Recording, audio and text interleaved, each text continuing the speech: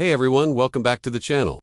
Today I want to tell you a story that stays with you long after the video ends. A story about rejection, quiet strength, and the kind of worth that can't be measured by money or clothes or the place you come from. It's about a girl who was turned away again and again for being poor, until one moment, one person, changed the direction of her entire life.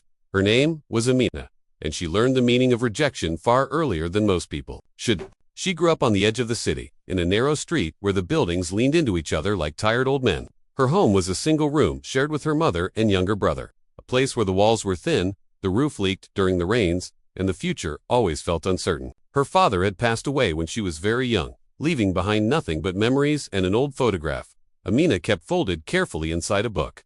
Every morning, Amina woke up before the sun. She would help her mother prepare a simple breakfast, usually bread and tea, then walk her brother to school before heading off herself. She loved learning more than anything. Books were her escape, her hope, her proof that life could be bigger than the streets she lived on.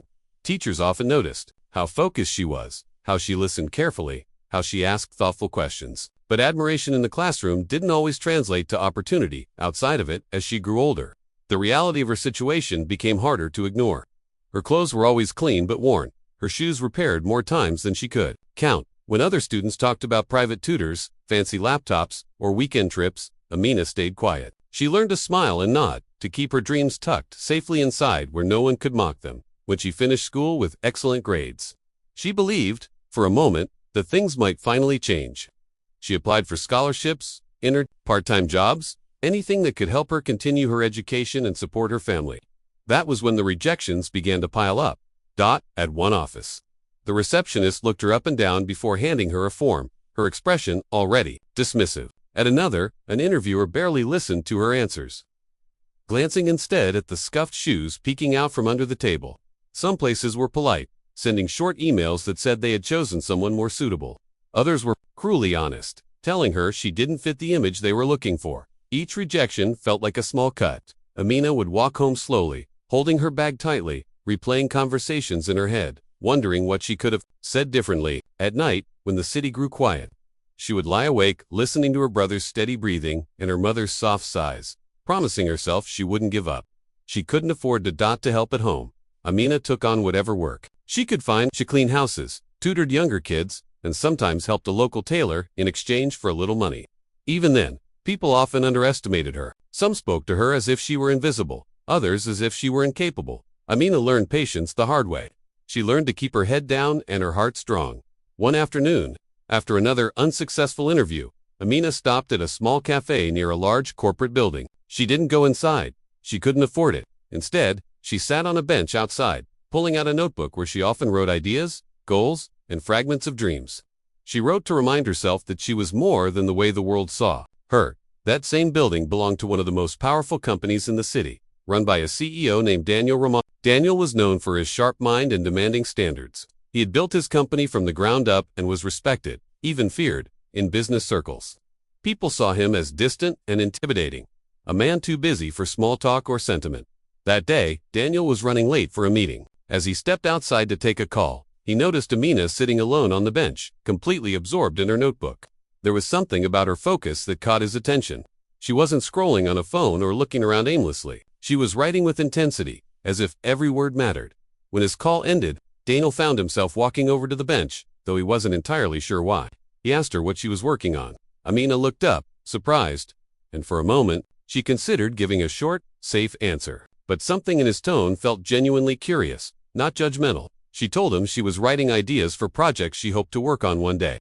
Ideas about education, access, and community support. Daniel listened, truly listened, as she explained how she believed small changes could make a big difference in underserved areas. She spoke calmly but passionately, choosing her words carefully. She didn't mention her struggles unless they were relevant, and she didn't ask him for anything. She was simply sharing what mattered to her. When she finished, there was a brief silence. Daniel nodded slowly, impressed by the clarity of her thoughts. He asked her where she studied, what she was doing now, and what she hoped for in the future. Amina answered honestly. She told him about the rejections, the jobs she couldn't get, and how people often judged her before hearing her ideas. Daniel thanked her for the conversation and handed her his business card. He told her to email him her ideas in more detail. Amina accepted the card politely, not expecting much. People had made promises before. Still, That evening, she carefully typed out an email, attaching her notes and expanding on her thoughts, then sent it before she could talk herself out of it. Days passed, with no reply. Amina returned to her routine, helping her family, searching for work, refusing to let hope turn into disappointment. Then, one morning, her phone buzzed with a new message. It was an email from Daniel's office, inviting her to come in for a meeting. Her hands shook as she read it. She borrowed a neat outfit from a neighbor, polished her shoes as best she could, and walked into the building that had once felt so unreachable. This time, no one looked past her. She was escorted upstairs, her heart pounding with every step. The meeting wasn't an interview in the traditional sense. Daniel asked her to explain her ideas again, to challenge them, to think through potential problems and solutions. He pushed her, not to intimidate her, but to see how she thought under pressure. Amina answered thoughtfully, admitting when she didn't know something and suggesting how she would learn. By the end of the conversation, Daniel smiled, something his employees rarely saw. He told her he saw potential not just in her ideas, but in her character. He offered her a paid internship within the company. With mentorship and the chance to develop her projects further, Amina could barely believe what she was hearing. She thanked him, her voice steady despite the emotions flooding her chest. When she left the building that day, the city felt different. The same streets, the same noise, but a new sense of possibility followed her home. The internship wasn't easy. Amina worked harder than she ever had, learning new skills, staying late, asking questions, and absorbing everything she could. Some colleagues were skeptical at first, noticing her background and quiet nature, but over time, her dedication and insights spoke for themselves. She began to lead small initiatives focused on social impact, programs that aligned closely with the ideas she had written in her notebook. Results followed, then recognition. Slowly, respect replaced doubt. People started coming to her for input, for solutions, for perspective. At home, life changed too. The steady income meant fewer worries, more stability. Her brother saw a future he hadn't imagined before, and her mother smiled more, the lines of stress on her face softening just a little. One evening, months later, Amina found herself back on the same bench outside the building, notebook in hand. Daniel happened to pass by again and stopped to greet her. He told her he was proud of the progress she had made, but more importantly, he reminded her that her worth had always been there. It just needed someone willing to see it. Amina nodded, understanding something deeply for the first time. Rejection hadn't defined her. Poverty hadn't limited her potential. The world might judge quickly, but true value reveals itself in persistence, integrity, and the courage to keep going even when doors stay closed. Her story spread quietly within the company and beyond, inspiring others who felt invisible or underestimated. And though she achieved more success in the years that followed, Amina never forgot where she came from or how it felt to be dismissed. Because sometimes, all it takes is one person to look past the surface, to listen, to believe.